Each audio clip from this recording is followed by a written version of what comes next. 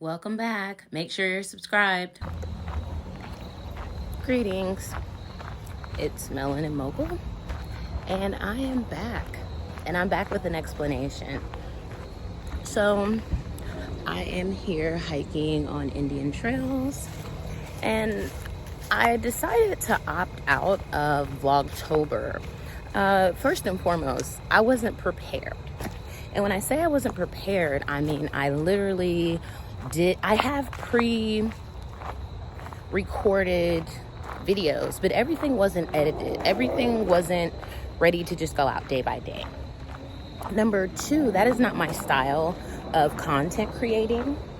And so I am a motivational speaker. I am a fitness advocate. I am a self-love advocate. And I just wasn't prepared to put out content that had to do with my actual purpose. The content that I have that is pre-recorded and that is already ready to be uploaded, a lot of it has to do with different experiences I've had, and I didn't take the time to put in, I would prefer to put in a voiceover so that you understood why is this being shared with me, essentially. And so I decided to opt out of Vlogtober because I want to give you content that is quality. I don't want to just put out content every day for a month without being prepared for that. And so that's what occurred. And so now, an update on my life and things that have been going on with me. Last time I spoke with you all, I was venting about the transportation issue at my child's school. And you can just see where I am. I was speaking about the difference between, as a parent, sacrifice you make and actually just doing what you're supposed to be doing, taking care of your responsibility. And so in conclusion, I have resolved that issue.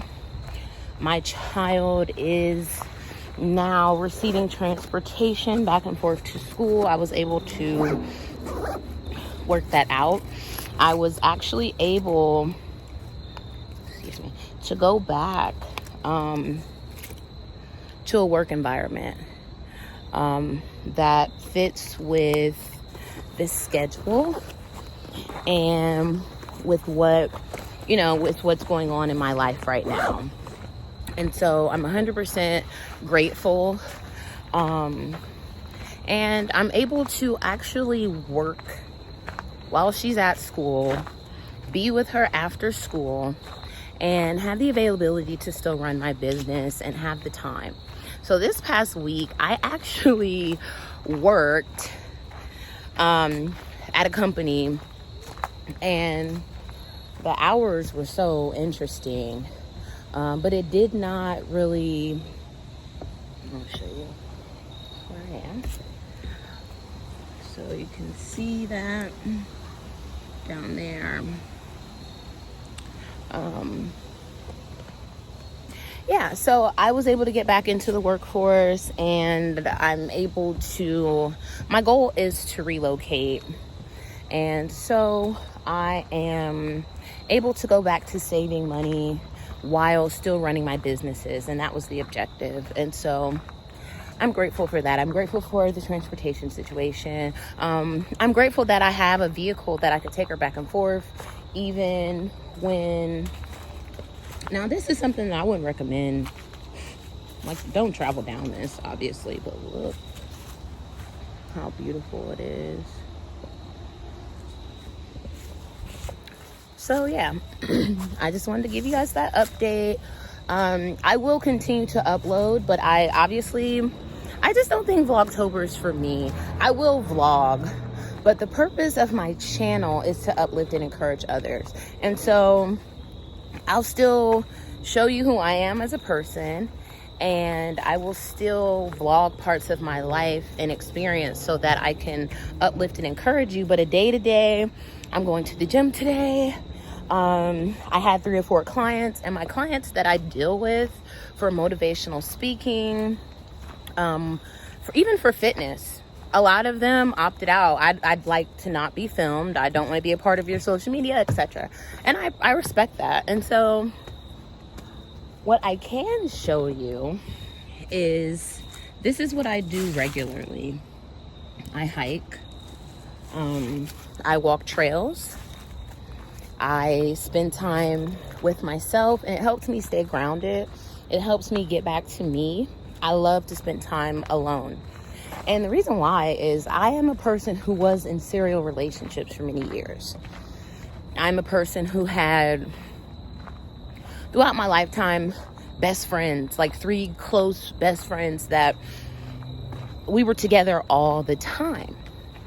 To the point that even now, people will ask me, hey, where's so-and-so? How's she doing? How are you guys?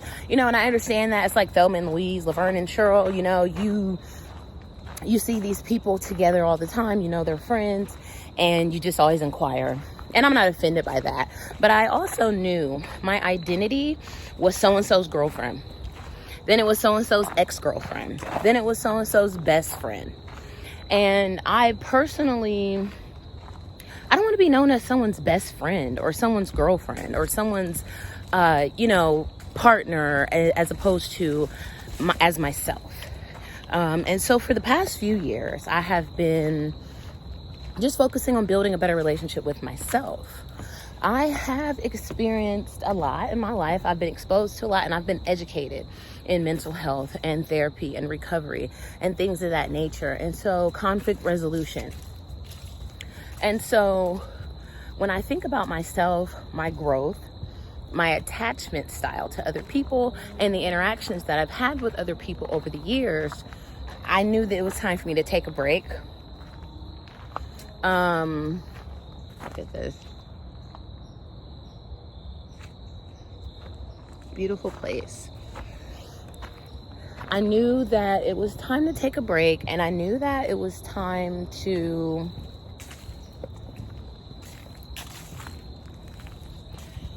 look at my individual goals and focus on what I wanted in life, focus on my parenting goals, focus on the relationship with my child, and not so much focus on romantic relationships.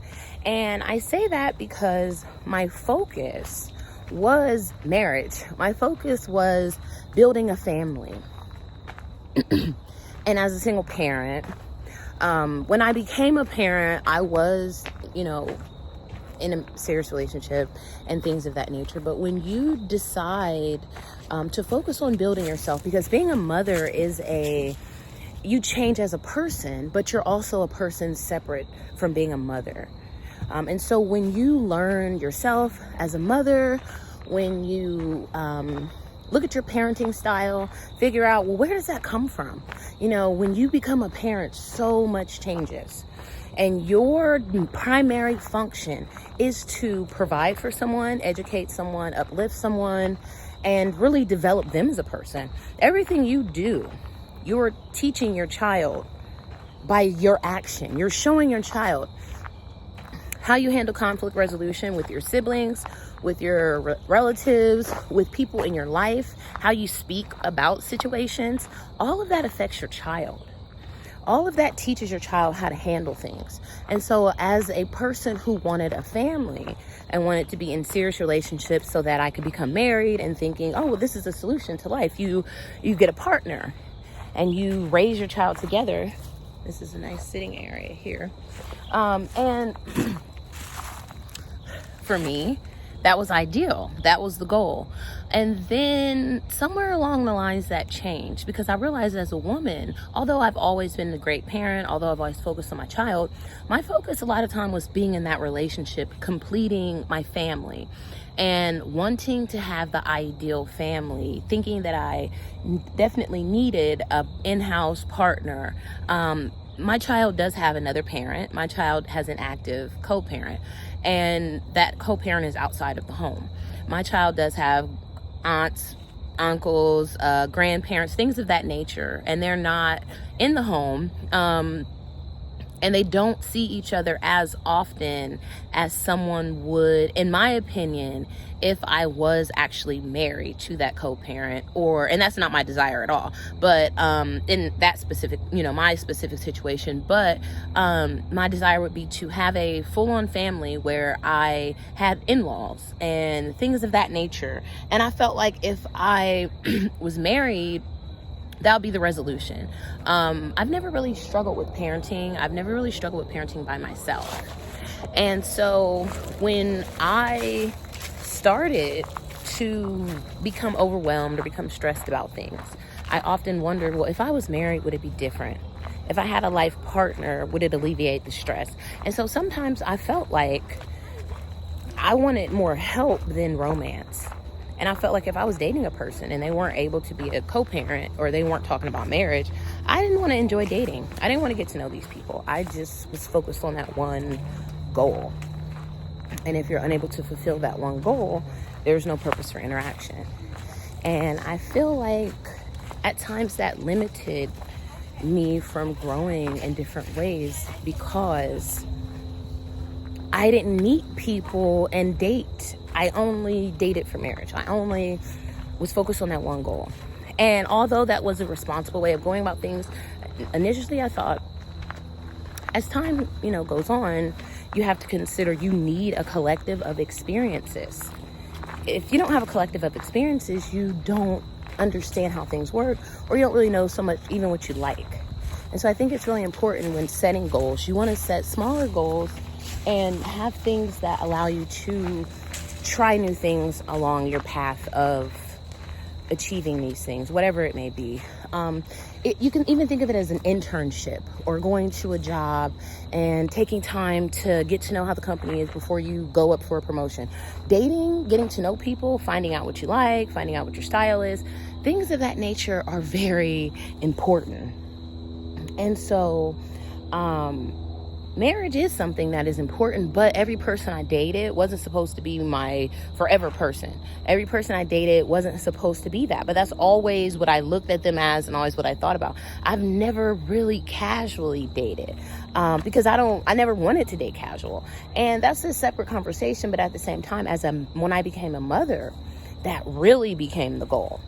And for, and this will be another conversation, for medical reasons, my pregnancy was planned.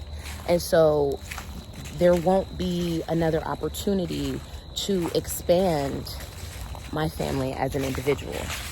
And so there was like a time frame, there was like a thing with that. I needed to either you have a kid now or you won't have kids at all. And I'm grateful. And I understood what that decision meant. And so, moving forward, I thought about it in a different way. Why am I so worried about meeting a person to then feel like my family is complete, or then feel like I'm building this great family? When the reality is, my family is always going to be my child. And even then, so my parents. I was raised by both parents. My family is my parents. My family is my child. I have to be appreciative of the family that I actually have. I have to be appreciative of, what my circumstance is, and be grateful for that, and not so much chase after or be completely consumed with obtaining, okay, I want to be married, I want to be with someone forever, etc. And so now I have come to the realization, like I said, parenting has always been my first priority, but as a single mother, I would tell women, don't be so focused on finding someone to complete your family. Don't be so focused on wanting to be married and looking for that, forever person. Be grateful for your child, your support system, and really embrace the family that you have. Really embrace the idea of, I'm so grateful I'm able to raise this person and have a child, or more than one child. And if it didn't work out with the parents of those children, that's fine. And my circumstance was different. My pregnancy was planned. I did not have a romantic relationship with my co-parent. So I understand there's a disconnect with that, because I've never desired to have a family with that specific person. But in the instance of the traditional, people have dated, had children, maybe even married, divorced, etc. Do not think you failed your family if you're no longer with the person that you thought you were going to be with forever, or even if you had a casual encounter and had a child. And I have to say, I do stand by the statement, casual sex sometimes breeds casual parenting. And what that means is sometimes if there was no intention of being a family with you, that person may never help you raise your child. That person may never fully be there. And that's unfortunate. And I apologize to you for that. All I can say is learn, grow. Don't stress too much about being a single parent. Don't stress too much with your child about how that other parent is not in their life. Heal from that so that you can be a better parent. I believe that parents should give 100% of the time. Don't worry about what the other parent's not doing. Focus on raising your child to the best of your ability. Give your child 100% of the time. Sometimes a household does not have a mother, father, or two parents, because there are obviously same-sex parents, households, etc. Sometimes it's just one parent. And although my desire is because I benefited from being raised by both parents, people can cohesively co-parent. People can raise their children in separate households and both be good parents to their child. Give 100% of the time. If you have to heal from that past relationship so that you can mind your own business, not focus on what your ex is doing, and really put your effort and energy into the development of your child. Because the way you speak about people, the way you interact, the way you react, all has to do with what you're teaching your child. Do you respond to things or do you react to them? And so when you think about your anger, your stress level, sometimes people were in bad relationships or relationships that were not beneficial emotionally. And unfortunately, it affects their children because they display anger, they display different things. And so I want people to understand that if you end up being single, end up being a single parent, it's okay. And if you do not find love right away, or you do not find someone to essentially, if you date, the person should be able to be a good co-parent. You cannot date someone and it's all about you and being with that person. Now, if you just want to date and not have anything serious, that's fine. But if you decide to be serious with a person, you have to make sure that person has a clean background when it comes to abuse, sexual things, drugs, crime, because the people you bring around your children can have lifelong effects. I live in a city where unfortunately there have been a few crimes where children have been shot or involved because the men that these women are choosing are street guys and they have people after them, etc. And these women are very aware of these lifestyles, and they allow these men to drive their kids around the city. Some of these women thrive on drama, and they are okay with that lifestyle. And what I'm telling you is you have to be a parent first. So it shouldn't matter who you like or who you're dating. What should matter is how your interaction impacts your child. Whether you're serious or whether it's casual, you need to do screenings. You need to make sure this is a safe choice. And if you find yourself arguing or having anger issues or having, violence or anything of that nature, be mindful that how you react to that and how you interact with people in your relationships affect your children. Another thing is, this is lovely, I'm just gonna sit here. When you get into a good relationship and your kid has a bond with a person, sometimes it just doesn't work out, and it's not a negative thing. And sometimes you have to break up and your child now is attached to this person. It's up to you guys to decide if that child is going to continue a friendship or associating with that person. And that can be difficult. And I understand as a single parent, some people do have that fear. I don't want my kids to meet people because what if we break up?